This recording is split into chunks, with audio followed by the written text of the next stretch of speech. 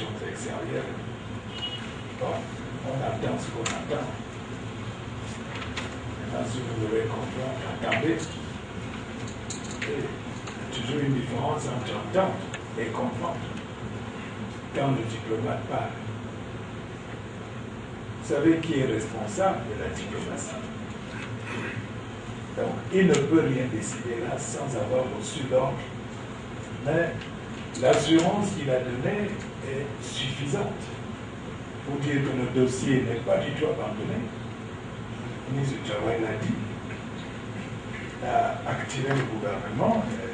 Les choses sont en route. Les choses sont en route. Deuxièmement, tout sera mis en œuvre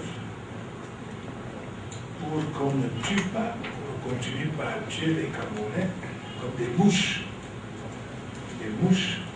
sur ce corridor. Parce que de toute manière, nous ne pouvons pas laisser tomber nos frères centrafricains, ce n'est pas possible. La Centrafrique, c'est le Cameroun, c'est la Centrafrique. Nous le disons aussi, s'agissant du Tchad. Le Tchad, c'est le Cameroun, c'est le Tchad. Nous sommes un peu des frères siamois, tu vois. Nous sommes une trilogie là, inséparable. Donc, ce qui concerne la Centrafrique, ce qui touche à la Centrafrique, touche le Cameroun. C'est ça. Et demander notre avis à conduite à tenir par rapport à la réunion de la ministre à Douala. Le ministre de la Relations extérieures l'a dit en filigrane. Vous pouvez vous saluer. Vous pouvez aller vous saluer, échanger un peu. Je failli dire que ce serait une réunion, ce serait une réunion informelle, mais qu'est prévue une véritable rencontre dans les semaines qui suivent. Dans les semaines qui suivent. Entre le gouvernement camerounais et la MINUSCA. Vous savez que la MINUSCA, il a dit, relève des États-Unis.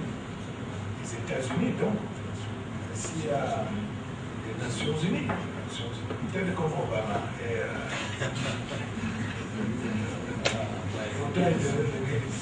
Je voudrais vous lire quelque chose qu'un diplomate m'a donné en début d'après-midi.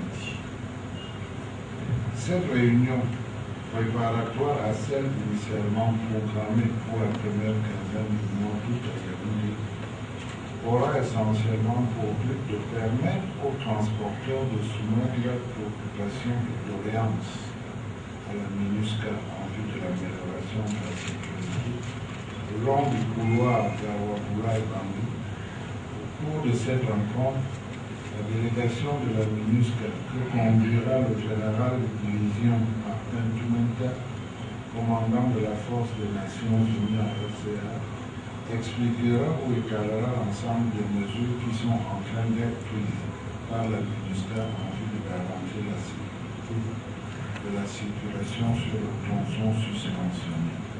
Donc, je voudrais dire que les choses sont en marche.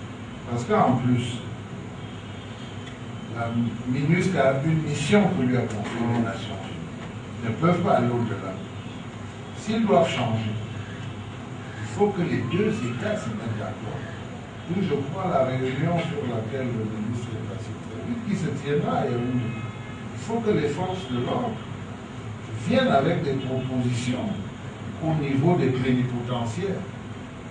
Donc, je pense que c'est une réunion qui peut ne pas être officielle, mais qui nécessite que ces gens aient un peu vos points de vue, au-delà des plaintes de grève par-ci, grève par-là.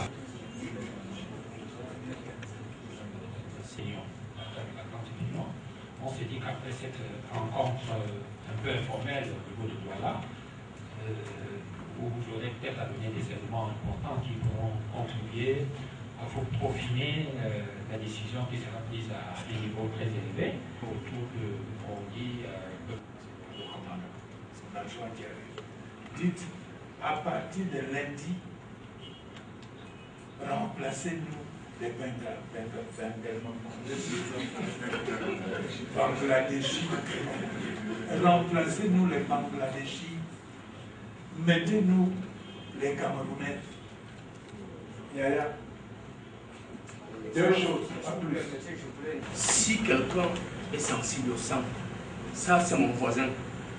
C'est mon voisin excellence qu'on a tué dernièrement. Mon voisin le plus proche. Il a une seule femme qui est enceinte aujourd'hui de 6 mois qu'on a tué.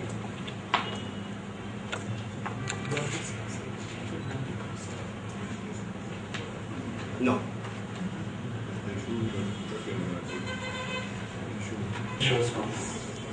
C'est exactement ce que vous dites. De Douala à Garoua-Moulaye, nos frères, nos camions avancent.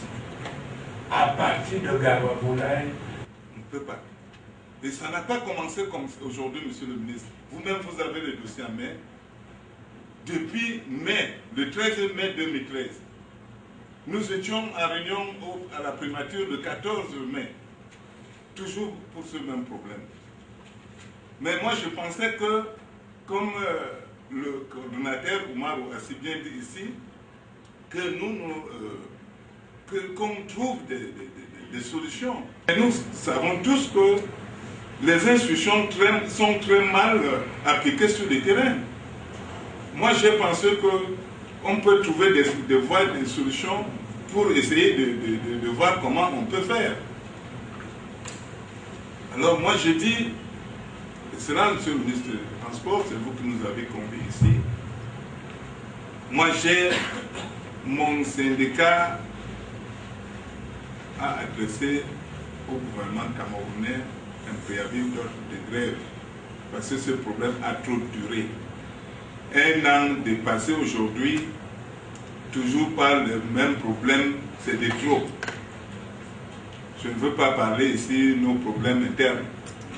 Ça, vraiment, excusez-moi, mais le ministre du Travail qui est là, s'il veut que je parle des conventions collectives, monsieur le ministre, mais ce n'est pas ça le dossier.